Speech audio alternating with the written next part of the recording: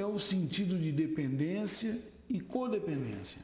Isso é bem interessante, porque a dependência é a perda da liberdade que o ser humano tem e o sofrimento que ele causa a si próprio, ao entorno familiar e ao sofrimento muito profundo. E o codependente é o indivíduo mais próximo desse paciente, desse dependente, que sofre e vive exclusivamente regrado pela conduta do dependente. Existe uma cumplicidade entre eles, Simone? Total. E, inclusive, se o dependente faz um tratamento e o codependente não faz esse tratamento, a recaída do dependente é muito provável. Falando em dependência, Simone, a gente logo pensa no indivíduo que dá uma droga, né? Uhum. E qual a diferença nisso para uma questão de abuso de drogas? Olha, todo dependente ele é abusivo e compulsivo. Essa tríade faz parte da mesma patologia. Tá? O dependente em si, esse indivíduo que sofre, que não tem liberdade, porque tem excessos, porque ele não tem controle sobre a própria vida, porque ele tem algo que o impulsiona de maneira absolutamente desregrada para esse comportamento que leva ao sofrimento e que não é só das drogas, né, Brunini? É uma coisa muito mais ampla. Os sintomas da dependência, do abuso e das compulsões são muito amplos e na modernidade vem crescendo enormemente. Por exemplo? Olha, as drogas é uma questão que está aí, nós todos estamos vendo.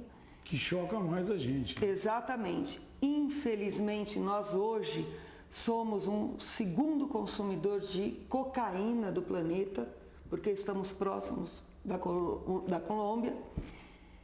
E não é só isso, nós estamos muito abertos, recebendo muitas drogas, tem pouca intervenção. O álcool está na porta de todas as faculdades, de todos os colégios, a internet, os jogos, as compras.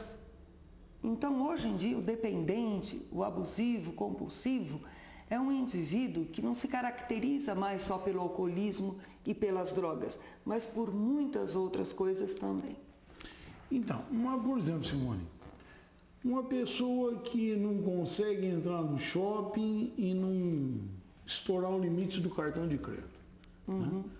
É uma questão compulsiva. Exatamente. Né? Ele é um dependente. E é o mesmo nível de doença? Pois é.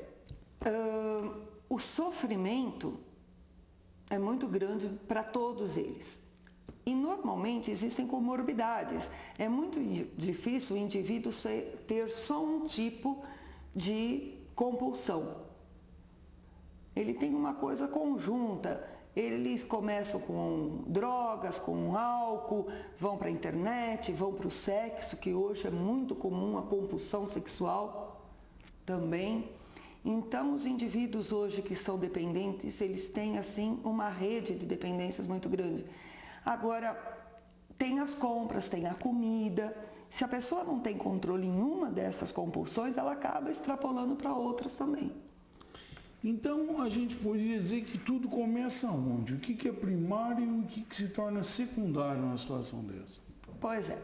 O AA, que são os Alcoólicos Anônimos, e os Narcóticos Anônimos, o NA, consideram que a dependência é uma doença primária.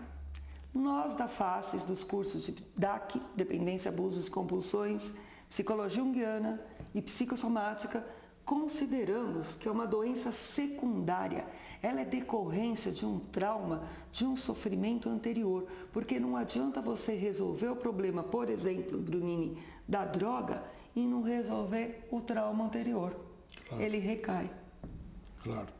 Certo? E tratar só o sintoma não adianta. Não adianta. E recriminar também? Pois é, isso é o mais comum. A sociedade, a grande maioria da sociedade, não compreende que é uma doença. O indivíduo tem que ser visto amorosamente como um indivíduo doente, reconhecido cientificamente como um doente. Quer dizer que é aquele malhete pesado assim que diz, ó, você é maconheiro, você é cocaíneiro, cachaceiro. Como se ele tivesse um problema de falta de vontade de parar, que ele não parasse porque não quer. Isso vale inclusive para o fumante, né?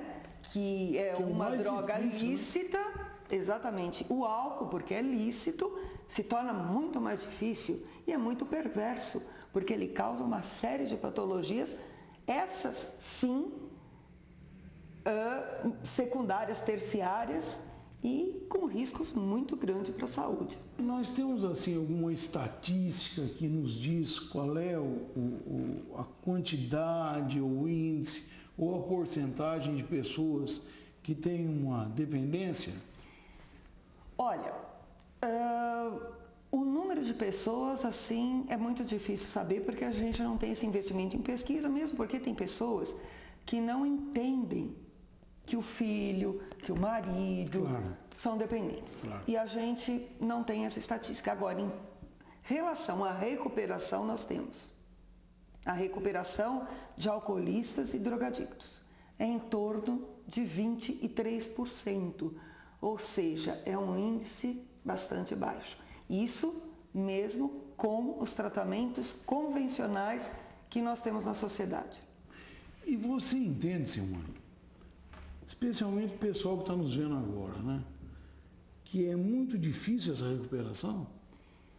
É muito difícil porque não adianta só o indivíduo tratar se o entorno, os codependentes também não se tratarem, não se prepararem para receber esse novo indivíduo, porque existe uma comorbidade entre o dependente e o codependente. Então eles são cúmplices. Então, se um muda o comportamento, o outro vai cobrar inconscientemente, é claro, mas é preciso que todos se tratem.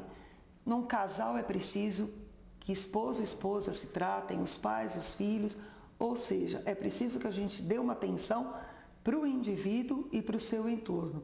E mais uma coisa, é preciso que os colégios, que as faculdades se preparem para olhar para esse indivíduo de uma maneira diferente daquela que estão vendo hoje.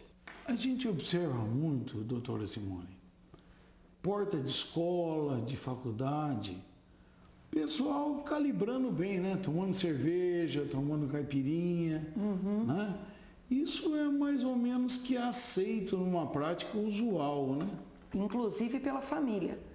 Você vê que hoje nas praias, por exemplo, os filhos estão bebendo, perdem o controle, os pais dão risada e falam, mas ele está de férias, ele precisa relaxar, ele está em fase de vestibular, está na faculdade.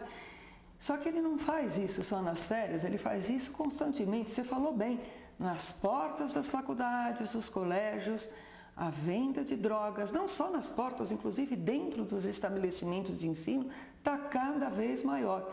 Raramente o jovem vai precisar buscar droga para se iniciar fora do seu local de estudo. E em relação assim, claro, o indivíduo tem um propósito, depois ele tem uma sensação de remorso, né? E depois vem a tradicional recaída, né?